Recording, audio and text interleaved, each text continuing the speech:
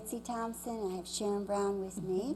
And this is our last lesson in a series of overcoming codependency and other dysfunctional behaviors, a faith and values approach to it.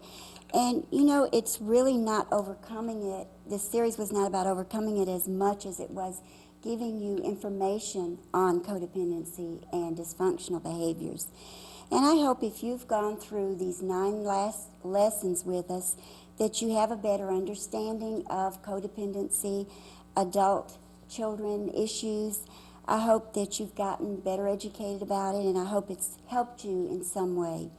On our last lesson, Sharon, we're going to talk about relapse. Before we get into our lesson, I would like to tell you some of the experiences I've had with teaching these classes. I've had some ladies go through my classes and take the notebooks home with them and work the lessons and do all the things suggested in it and read more and go to support groups and think that it's really working well in their lives. And then all of a sudden they'll call me and they'll say, something's terribly, terribly wrong. It's not working. I'm right back where I started from. I just got back into another bad relationship, just like all the rest. But if you will work the program, it will work, because you won't stay in that bad relationship like you did in the past. You won't be able to, because you will be a different person now, and you will find ways to get out of the relationship and go on and start looking for healthier relationships. But relapse is a normal part of recovery, and it really helps to be aware of it, to be ready for it when it catches us off guard, to not panic quite so much. You're going to panic, but just keep remembering that this is a part of recovery, and believe it, and you can get some good benefits from relapse. Betsy, how does a person know when they have relapse? Well, they will usually, like the example I just gave, find themselves in another bad relationship, find themselves involved with caretaking again, deeply involved in someone else's problems that they didn't even have to do, possibly a relapse of their addiction, just doing the same old things again, and all the same old feelings flooding back. But it's much different now because they have new information, and it's not as easy to do the things they used to do. Okay, when they find themselves in that situation, what should they do? Let's talk about that for a minute. Okay. When into recovery, we may attain a level of successful emotional functioning, working through the obstacles, conflicts, and then, time and again, march right back to unhappiness and emotional distress. Find ourselves going back to the same old things. Why would we return to the misery and pain we have worked so desperately hard to leave? There are 3 reasons that can contribute to this. One is victimized thinking. Another one is crisis-oriented thinking. And the third one is just part of it is a normal phase of recovery. Well, what is victim thinking? Victim thinking comes from the results of being raised in a dysfunctional home. For instance, if you were raised with an abusive parent and you tried to please that parent, you cannot please an abuser. They don't want to be pleased, but they will make you think that they want you to please them. But the harder you try, the more abusive they will become, and they will change the rules. If you do everything perfectly like you want them, like they want it done, they'll change the rules. And there is no way to appease an abusive person.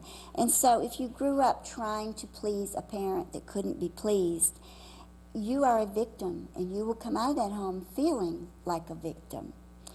You may have learned very young that to survive in that kind of environment, you had to take on the role of the victim. You were a little child.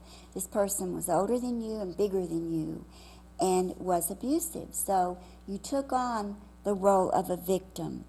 And we may have learned this from living and associating with people who also learned to survive by being a victim. And so the other family members may have had to do the same thing. So naturally, when you grow up and leave that home environment, you still have the victimized thinking.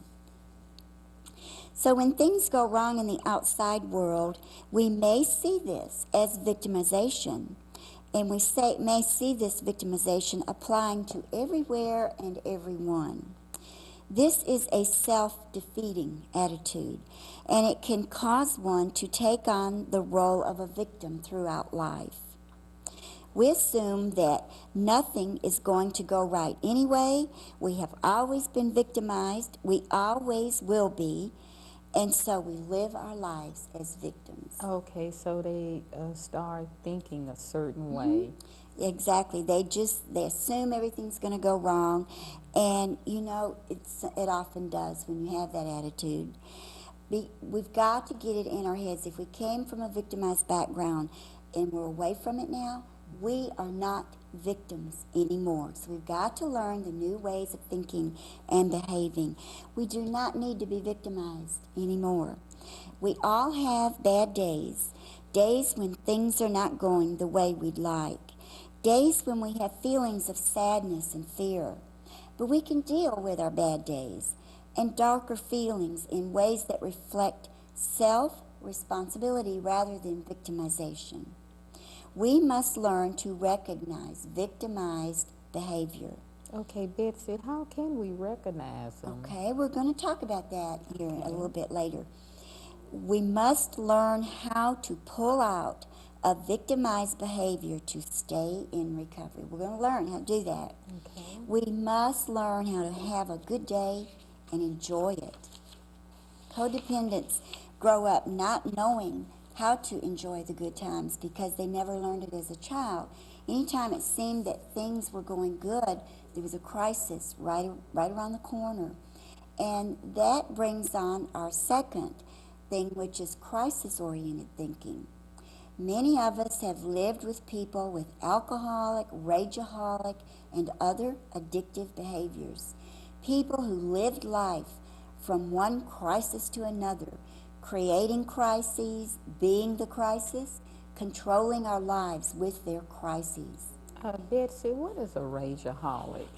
A rageaholic is a person that controls the family members by throwing rages, much like an alcoholic throws a drunk. They will go into a rage over something when you least expect it. And again, like with an abuser, if you try to please a rageaholic, it doesn't work because you never know what's going to set the rage off. And it's all done to control. And it is a very dysfunctional way of living, and it's very much like living with an alcoholic. A lot of children who were raised in alcoholic homes, if they don't become an alcoholic, often they will become a rageaholic, and they're using the same behavior that their alcoholic parent used. And so if we were raised in a crisis-oriented home, crisis became a very normal way of life for us. When in recovery, we may find ourselves unable to enjoy the calm and certainty of life. We may feel chronically miserable for no apparent reason, anticipating the return of a miserable state. That is similar to what victimized thinking is. We're just waiting to be victimized again. It's like we're always thinking negative. It's a very negative way of thinking. We may have thoughts like this: I love the way things are going, but I know it can't last because it never has. Or I've never been so happy or felt so free, but something's going to go wrong because it always does. Psychologically, now this is so important for us to learn. When we expect something so much, it's going to happen. We will either go out and look for it, or it inevitably finds us. In either case, we return to the misery. Victimized thinking will draw victims to us, will draw people that will make us into victims. Crisis-oriented thinking will draw crisis-oriented people to us. Okay, so you saying like it'll draw controllers It to will draw us? controllers, abusive people, abusers, addicts. In the book Addicted to Misery, Robert Becker says, a working definition of persons who are addicted to misery, and if we're not careful, we can get over all of our addictions and then become addicted to the dysfunctional way of life, or the victimized way of thinking, or the crisis-oriented thinking. Persons who have experienced a chronic and prolonged state of misery or unhappiness and maintained that misery by creating catastrophic expectations about the changes required to stop the addiction, and or who, I'm going to explain this in a minute, Okay. once the changes occur, experience significant discomfort with happiness, self-satisfaction, and pleasure, such that they cause either purposeful or directed behaviors to return them to the misery. This is one way that we get into relapse. We are so used to being a victim, or we're so used to living our life from one crisis to another, that when calm and peacefulness and happiness comes our way, we experience misery. It doesn't feel good because we're not used to it. And we haven't attained a level of recovery yet to be able to stay in that peaceful situation. So it's like fear? It is the fear of the unknown, fear of new feelings, fear of not knowing what to do with those new feelings. And we will find ourselves seeking out victimized situations and becoming victims again, sometimes without even realizing it, and seeking out crisis-oriented situations. So it takes time, it takes a lot of work, it takes learning about this to change this way of thinking, but it can be done. We may have become so familiar with misery that we begin to feel that misery is normal. We may think that being unhappy and having things go wrong is to be expected. And before you get into a good level of recovery, you're pulled back and forth, you want to get well, but you keep getting pulled back into the misery. But all of a sudden, the misery and the crisis doesn't feel normal like it used to.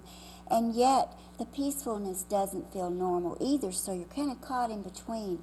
And if you'll stay on the road to recovery and you'll keep working the program, eventually you won't be able to stand being in the misery and in the crisis. Oh, so if you have a relapse, you're going to get out of it. You will want to get out of it, and you will want to get out of it fast. Okay. To get out of being a victim and to get out of crisis-oriented thinking, the belief system that things will never be right for me must be removed. You've got to get out of that way of thinking. You've got to quit believing that. Recovery doesn't begin until that process starts. Until you remove Till it. you start telling yourself over and over, things can be right for me. Things will be right for me. And so relapse can be caused by getting into and slipping into victimized thinking. I've always been a victim. It's obvious. I'm always going to be a victim. Or crisis-oriented thinking, where you don't feel normal unless you're in the middle of a crisis. And the other thing that can cause a relapse is we need to understand it is just a normal part of recovery. We're dealing with a lot of issues in recovery. We're changing a lot of old behaviors, a lot of old ways of thinking. That's going to take time, and we're going to do it real well at times. We're going to do it pretty good at times. Sometimes we're not going to do it well at all. Sometimes we're not going to do it at all, and we're going to be in relapse. Sometimes the old feelings creep back in spite of everything. Okay, is there any reason why these feelings come back? We can come up with lots of reasons. We can think back and say, well, you know, so-and-so happened, and that triggered it, and that started me on this. And a lot of times we can come up with a reason. Sometimes there's no good reason for the relapse that we can see. Let's talk a little bit more about that. Okay.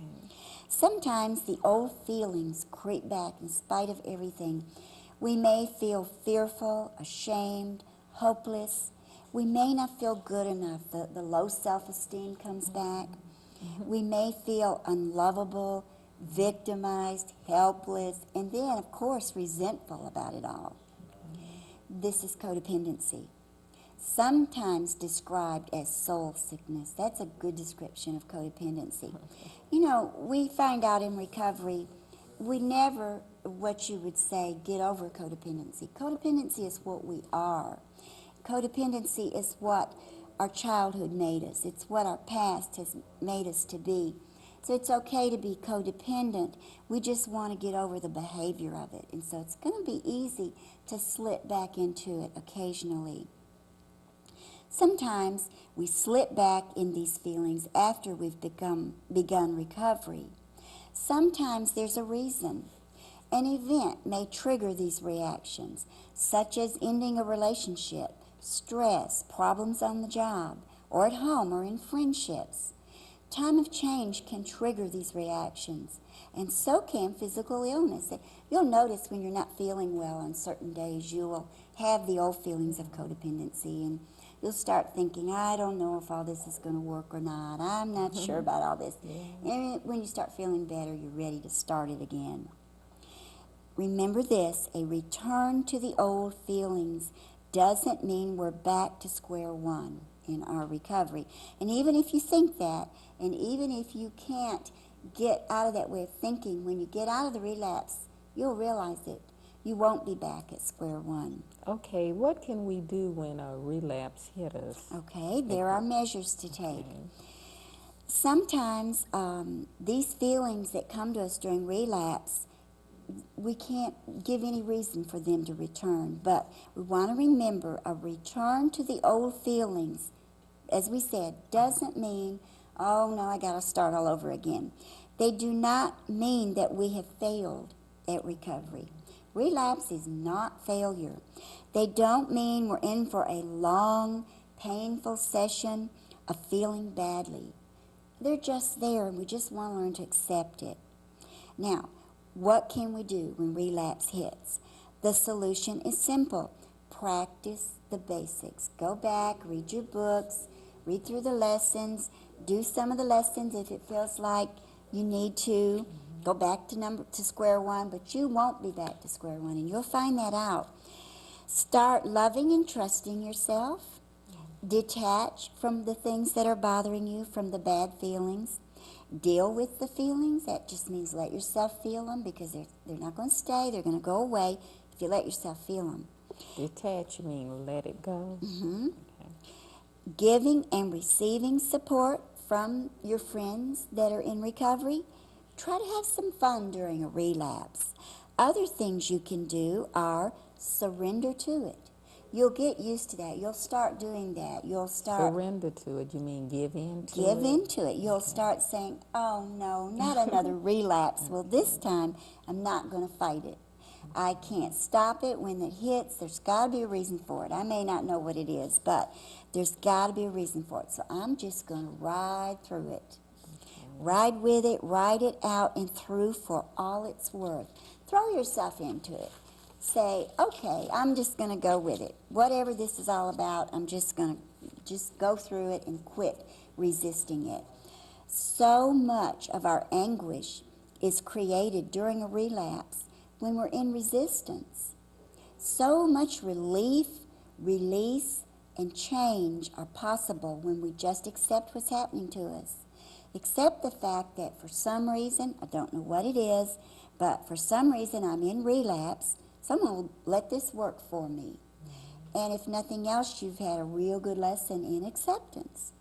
Okay, so it's best not to fight it. It's best not to fight it. You will come out of it much quicker, and you'll get more out of it if you don't fight it. Okay. We waste our time, expend our energy, and make things harder by resisting, repressing, and denying. Repressing our thoughts will not make them disappear. Repressing a thought already formed. Remember, we said that a feeling is an emotional energy, an emotional charge. It's already there, so we can't suppress it. And repressing it won't make it disappear. Repressing a thought already formed will not make us a better person. Think it, let it come into reality, and then release it. Because remember, a thought is not forever. If we don't like it, we can think another one or change it. But to do that, we must accept and release the first thought. So we've got to accept the fact that this is relapse. I don't like it. I hate it. I don't see any reason for it. But I'm going to accept it. Resisting events or circumstances in our life does not change things, no matter how undesirable the events or circumstances may be. Acceptance turns us into the person we are and want to be. Acceptance empowers the events and the circumstances to turn around for the better. And so once we accept it, it may make the situation better more than anything else that we could do for the moment. Acceptance and surrender move us forward on this journey. Force does not work. So you're saying that it takes some time. It Just will don't take force time. it. If we try to force ourselves through a relapse, it won't work. It will probably cause the relapse to last longer. And after you've had a few relapses and realize you can live through them and that they become shorter and less severe, you're going to learn something. That is that more healing and growth will come from periods of pain and periods of relapse than in any other time of your recovery. And so when you learn that, you don't mind it so bad. You don't mind the relapses. You'll begin to think, well, I'm having a relapse, but I'm going to learn a lot of good stuff from it. And when the relapse is gone, I'll be further along on the road to recovery. Okay, so that can help you get through the situation. Very much, very much. And that's the last of our lessons. And if any of you have been through these 10 lessons with us, I'd like to ask you to do two things. One of them is get on the road to recovery. And once you've reached a certain level of recovery, take your recovery show on the road, because the rehearsal's over and the show is on. So take it on the road, try it out. You'll fail a few times, you'll have some successes, but try it out. It's the only way you're going to learn. It's the only way you're going to go on to full recovery. And the second thing is take the things you have learned in this series and share it with others. And remember this one important thing. Everything you need for today will be provided because you are not alone. I'd like to share a few things with you, Sharon, as we close. One of the questions that I am most often asked is, after they get into some of this literature and they hear some of it and read some of it, they come up, oh, I don't know about all this. The more you say and the more I read, isn't everybody codependent? I have not really seen an answer to that. I have read several different opinions about it, but my own observation is this. I have seen what you would call reasonably healthy people, and that's somebody that came from a healthy home where they were allowed to express feelings a reasonable amount of the time, where there were no addictions involved, where they had the normal ups and downs of family life. And they came out with a pretty good dose of self-esteem, and they were reasonably healthy and reasonably mature in their adulthood. And I've seen a crisis come into their life and hit them blindsided. And they would go into a tailspin. They would go into panic attack. They would begin to overreact to the crisis. They would make bad judgments. They would not know what to do. They would blame everything and everybody around them for the crisis. And then gradually and slowly they would start to get into reality, and they would start to get some centeredness and balance. And then they'd start to get a hold of themselves and say, now wait a minute. This is what's really happening. Now, what do I need to do about this? And they would start thinking out reasonable ways of coping with the crisis, and they would choose an appropriate answer and solution to it.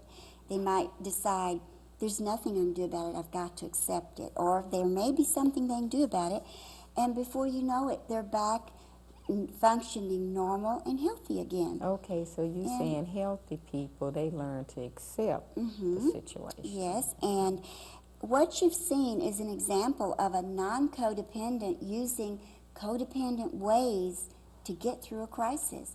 The difference from my observation in a codependent and a non-codependent is what I just described, the non-codependent doing. A codependent lives their whole life like that. They go from one event to another as though it were a crisis. They are in crisis mode all the time. They're overreacting. They're making bad choices. They're not stopping and getting Also, in their centered. life is always chaos. They have a life of chaos. And so to say, isn't everybody codependent? I think you could say that anybody is prone to codependent behavior at some time in their life. But a true codependent has lived their whole life like that. And what they can do is learn better ways of coping and healthier ways of behaving. Sharon, have you ever bought a blouse or a shirt that had a tag attached to it, and the tag says, the defects and imperfection in this garment were put there by the process used to make the garment Yes, and I are have. done to enhance its appearance? This is how I want it to leave us thinking of ourselves. Everything that's happened in our life, if we will allow it, can enhance what we are. All the defects and everything that's happened to us can be turned around for good for us. And we want to be grateful for our past because our past has made us what we are. And so if we will work through the things of the past that are hurting us and harming us and let them go, then we can look at them as things that happen to make us a better person. And I'd like to invite you to write for more information on this series to We Are Not Alone, 185 Anthest Drive, Nashville, Tennessee. And thank you for joining us.